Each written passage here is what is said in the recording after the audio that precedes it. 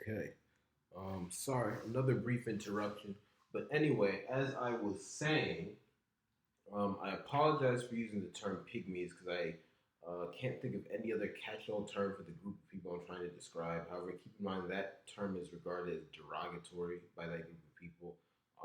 One, I think probably the most famous subset of this group of people is known as the Twa, live around the Congo, in and around the Congo in Central Africa today. However, not all people in this group I'm describing are Twa, so I couldn't just call them all the Twa. So that's why I will, with much regret, go forward calling them pygmies.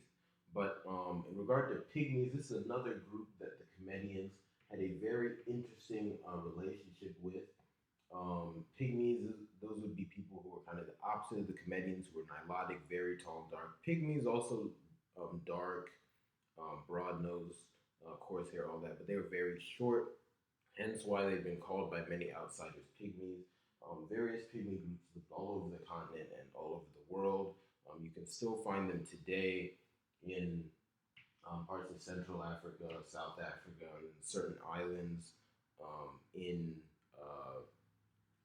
Asia and around Melanesia today.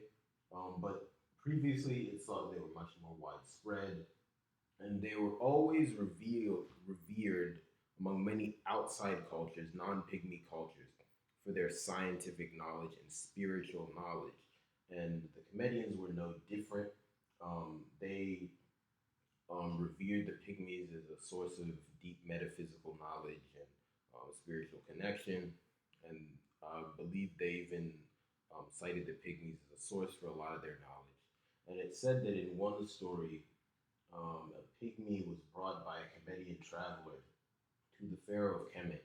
The Pharaoh of Kemet was so delighted and had a meeting with the pygmy man who was brought before him and learned a great deal from him. So that tells you the respect they had for another group of people.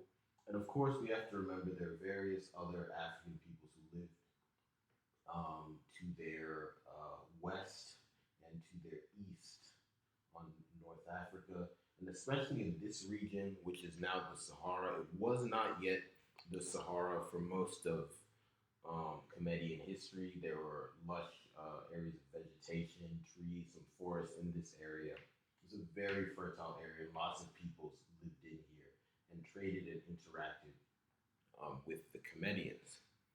Now, I'll get into their relationship with the Eurasians, and this is still part two. But once I'm done with this, I'll get into part three, the fall of Kemet, and you'll see why. Because the Eurasians or the cause of that fall. Now, defining who the Eurasians are is a complicated subject. Although intuitively everyone knows who they are. That's just anyone who's not black. Um, Commonly, hear subsets of them called white people, East Asians, um, West Asians, or more commonly, the most famous subset of that is Arabs, but not all West Asians are Arabs. But nonetheless, right, people are more likely to know those names and think of them as separate races, which they are, but those races are all subsets of a larger race called the Eurasian race, who have a common ancestry and history. And again, I'll be getting into the exact nature of what it means to be a Eurasian in a future lecture on race itself, and probably also lectures on the nature of racism and other such things. But for now, just know that a Eurasian is essentially someone who is of mixed lineage, part African, which is just the general Homo sapien uh, lineage, and then part other hominid. So all pure Homo sapiens are African. Like Homo sapiens, in short, are Africans. However, the non-Africans are that we call human beings today, and some do debate whether we should call them human beings. And I don't mean that pejoratively. That's simply a scientific, um, question. But these non-Africans that are commonly referred to as human beings are really a mix of human beings and non-human hominids. So like Neanderthals, Denisovans, and the night like those mixtures have given them different phenotypes from Africans. They're all lighter than Africans, have straighter hair, thinner lips, thinner noses, things of that nature. So anyway, those are the Eurasians. And the important thing to know about the Eurasians is that they are extremely violent, bloodthirsty, and desire to have a higher than a greater desire to dominate and oppress other people than Africans do. Why this is, well, this fact it might upset a lot of people to hear it, but is objectively true when you just look at the behavior of Eurasian groups throughout their relatively short human history and the behavior of Africans throughout African history. That is simply a fact. Why that is debated. Some ask if say it might be genetic. Some say it might be due to the climates that Eurasians are in. The most compelling theory I have heard, though, and again, I'll get into that more in a future theory about Eurasians. Don't want to get into it too much now. Focus more on Kemet. But the most compelling theory I've heard to explain the behavior of Eurasians is that they are nomads. Because keep in mind, Eurasians are a mixture of non-human hominids and Africans who left Africa. So these Africans migrated great distances out of Africa, went around the whole world. But at some point, some of these Africans who left Africa, somewhere in Eurasia, um, mated with these non-human hominids to create the Eurasians. And these people were nomadic. They'd already traveled a great distance outside of Africa for a long time. And they kept doing that. And what happens with nomads is essentially they don't feel safe anywhere because they're constantly on the move. They don't get time to get to know the other people they might temporarily settle around. Those people are suspicious of them. They're suspicious of the people they've temporarily settled around when they're on the move. And then couple this with certain harsh climates they could be moving through, or at least unknown terrain. Right, it's not necessarily always harsh, although in many cases it certainly was. Evidence seems to indicate. Then you have a people who are constantly paranoid, and they end up having a mentality that everyone's going to kill them. In order to survive, they have to kill or be killed. They have to strike first. They have to kill others before they are killed. And this leads to a lot of irrational violence because they always pick the most violent option first because they feel that will make them safe. That is the most compelling theory I've heard to explain Eurasians. We could debate about that, and I'm open to other theories. Please tell me in the comments. I could maybe address in future videos, but that seems the most likely thing to me. But anyway, these very violent Eurasians begin interacting with Kemet. At first, these interactions are peaceful because keep in mind, even though Kemet is not a society free of xenophobia, there's never been a society like that. Um, much less so than most modern societies, just because like the vast majority of modern societies, Comedians treated travelers very well. It was a custom that if a traveler came from a foreign land, you would treat them very well. You would feed them, you would talk to them, you would house them, you would give them whatever they needed. So when these Eurasians initially began to come into Kemet, that is simply how they were treated. And they were allowed to settle there if they wished, even. Treated very well. Then also various other Eurasian groups settled in, sorry, settled in Europe, which is up here.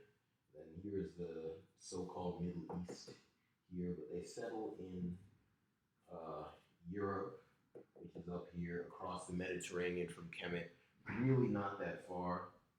And they begin trading with Kemet. Kemet even at some point went and conquered some of these other Eurasian groups. So again, you could already see some tension. Some of these Eurasian groups who lived in what is now the so-called Middle East, as well as modern-day Greece. It's even said they might have Italy. And the reasons for this are disputed. Um, some say this is just pure, um, desire for more resources, power, land. Others say that this is a defensive conquest because the Eurasians, because remember, as the Eurasians migrate and settle in these regions after millennia of being nomads, they push other Africans out. They kill a lot of these other Africans. Those other Africans start migrating, settling in Kemet, other parts of the Nile Valley and beyond, and that trend is going to continue. Watch that, because I'll come back to that phenomenon later. So some say that Kemet conquered these lands in order to regain sovereignty of these lands for other Africans, to allow their African brothers and sisters to resettle or stay there. That's debated. I need to look more into that to see exactly which theory I most believe. My gut tells me it might have been a mix, um, just because certainly there was aggression from Eurasians against other African groups in those areas. However, at the same time, it seems to me that if you didn't want to take resources or land, you could do something other than conquer them. But that is up for debate. But anyway, that was the relationship between Kemet and these other Eurasian groups. But it should be noted that they taught these Eurasian groups a lot, and these other Eurasian groups admired them a lot, right? And this is why Kemet, to this day, is the African civilization most admired by Europeans. They constantly deny that it's an African civilization, but as we discussed it, unquestionably it was. But nonetheless, they greatly admired it, especially the Greeks, because the Greeks, even themselves, said that their culture came from Kemet, as in their cultural practices and ideas came from Kemet. They even got the idea of the mystery schools from Kemet, so that's where you get a lot of these Greek mystery schools, and that's where you get thinkers like Plato and learn from, of course, the spirit Socrates, who is, I mean, commonly regarded as a historical, well, a human being, because people in the modern day dismiss and misunderstand spirituality. Again, another topic, but just to say that the Kemetians had great influence. Um, Greeks would come to Kemet to learn, and they learned a lot. They didn't. It's commonly said they didn't understand everything they learned. For example, they didn't completely understand Kemetian astrology. It is said.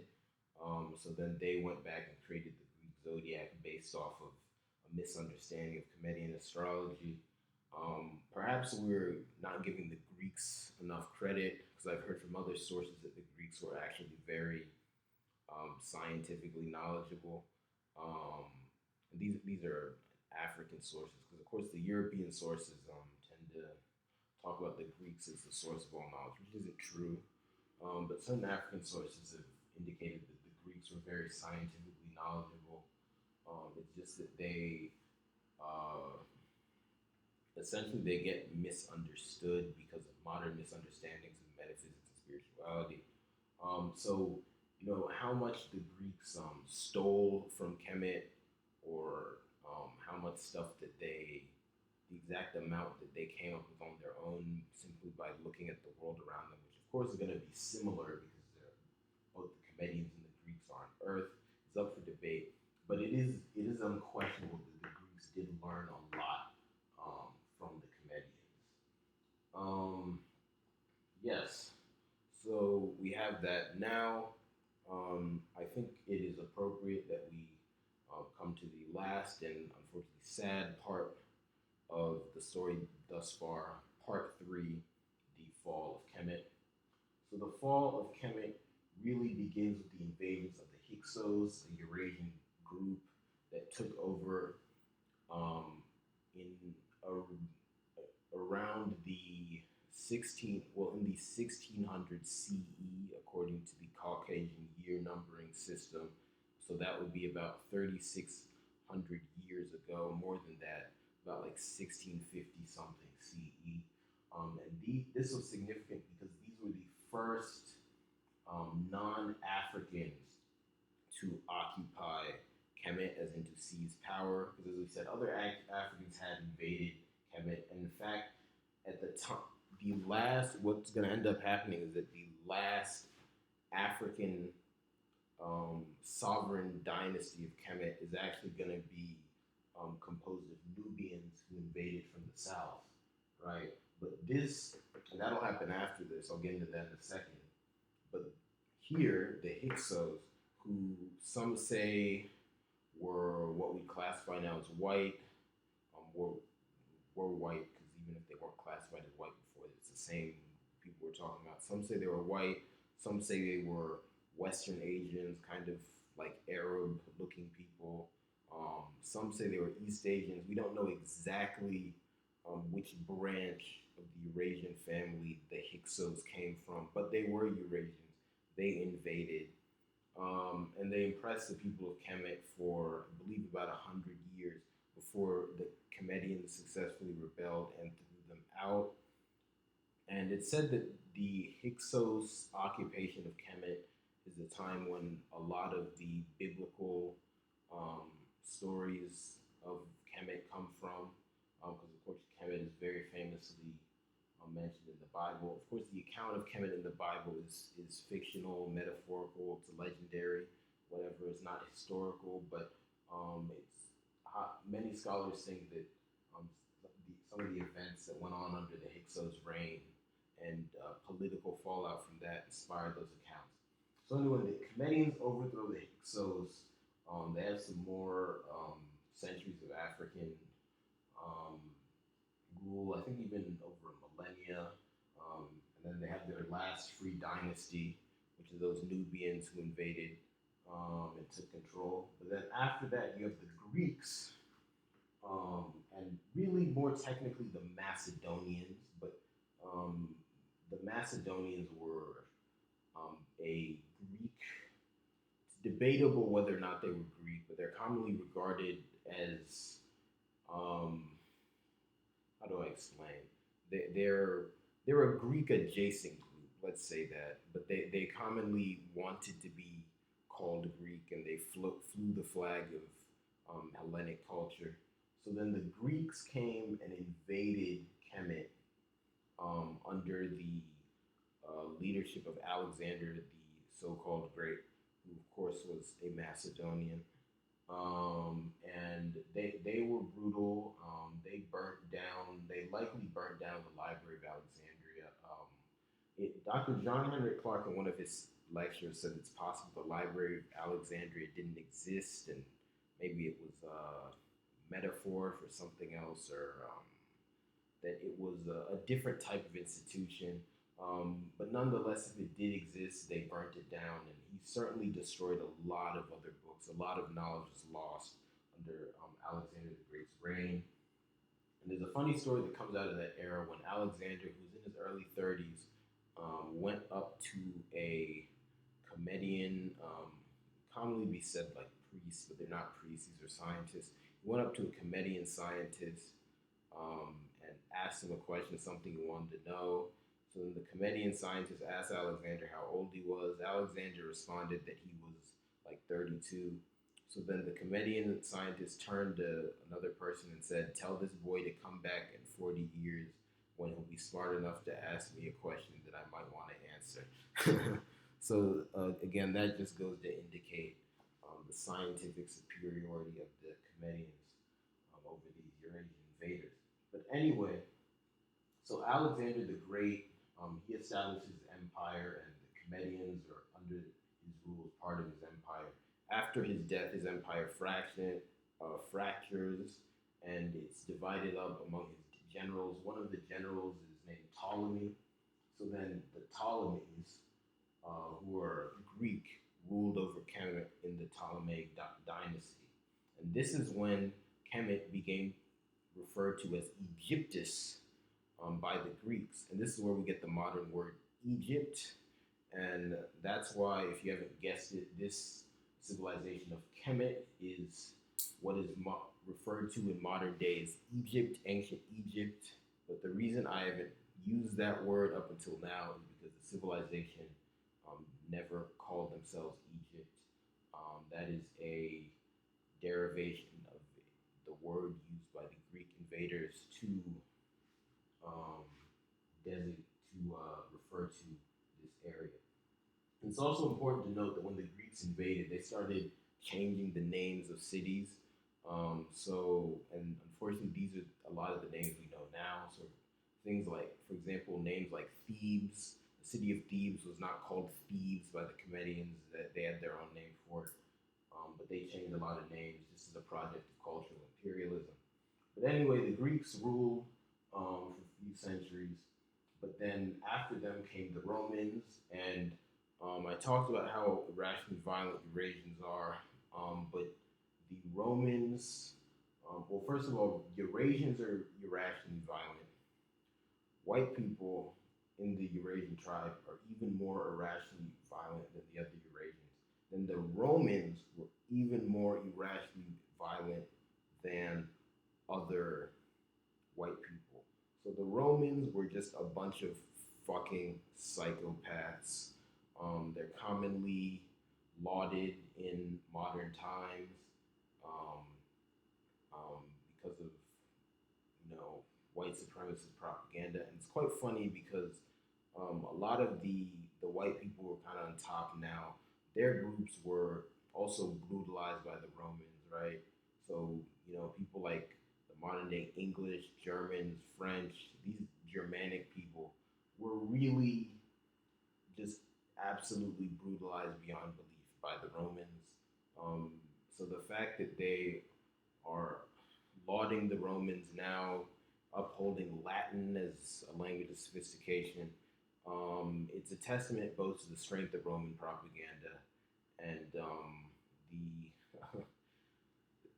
just how far you can lose yourself if you forget your true ancestral heritage. I know the ancestors of these Germanic peoples who were murdered by the Romans are spinning in their graves. But anyway, that's another subject.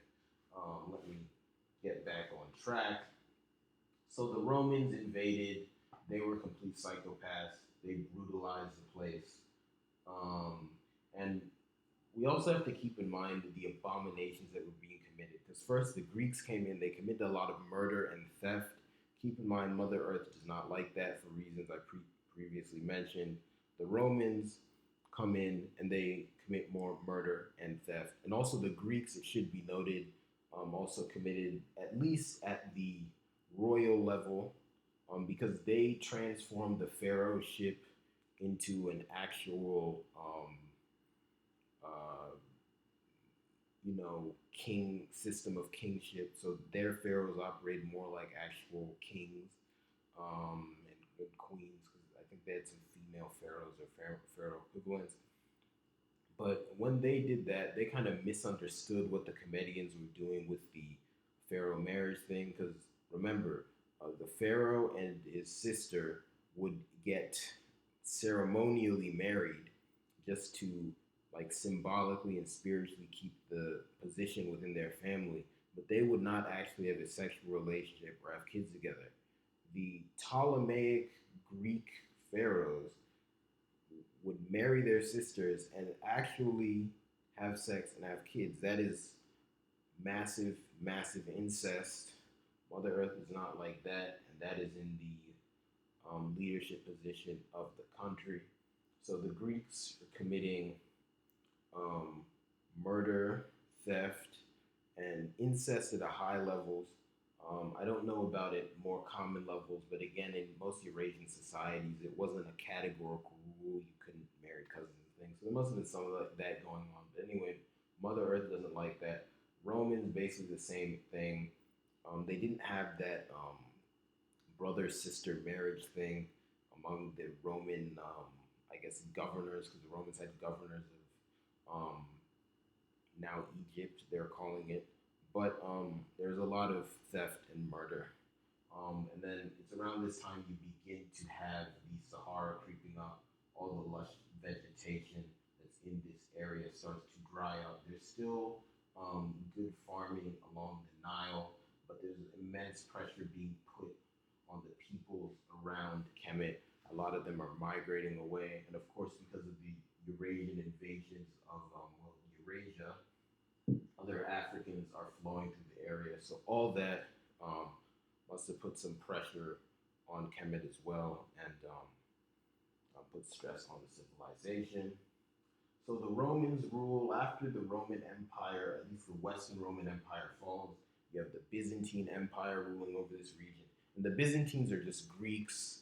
I'll do a segment or a lecture where I cover the Byzantines in the future, but that's just another name for Greeks. Um, you know, they they and the Romans kind of started pretending they're Romans a bit, but they were just Greeks. So the Greeks were there doing Greek things again, being brutal, right? But then what dealt the final blow to Kemet was the Arabs. So the Arabs originated kind of in the Caucasus Mountains, migrated down to what we now refer to as the Middle East, which by this point was desert. And this point when the Arabs come, that is after about 500 AD. Oh, and what I forgot to mention is that one major change that happened under the Byzantines was the coming of Christianity. So the Byzantines, with their form of Christianity, which we now refer to as Eastern Orthodox Christianity, converted a lot of Comedians and other peoples who were living in the area to Christianity. And Christianity is a subject I'll cover in a different lecture, but what we got to know for this is that what Christianity did and was used to do in Kemet, like in basically every other place, was to help strip the Comedians of their culture. So all of that the Comedian science, spiritual science, economic science, whatever understanding of metaphysics was put into the box of evil. So the practice and application of that knowledge went down, and then also just general anti-black sentiments were perpetuated by that and just used as a tool of conquest. So there was that. The Arabs would come in from the desert. They overthrew the Greeks. They conquered Kemet, and they did the same thing as the Greeks did, except instead of using Christianity, they used Islam. So Islam, very similar religion to Christianity. Again, I'll go into in depth in a different lecture, but basically they just use it to project um, suppression of Comedian culture, anti-black sentiments, and Arab supremacy. So then the Arabs are committing massive murder, massive theft. But then also, what was different about the Arabs that I don't think enough people talk about because they don't understand the metaphysical implications of this was incest. I talked about incest a lot when talking about Eurasians, and I mentioned this before, but Arabs do incest more than almost any other Eurasians because in Arab culture, for a couple of cultural and political reasons, it is preferred that someone marry their first cousin.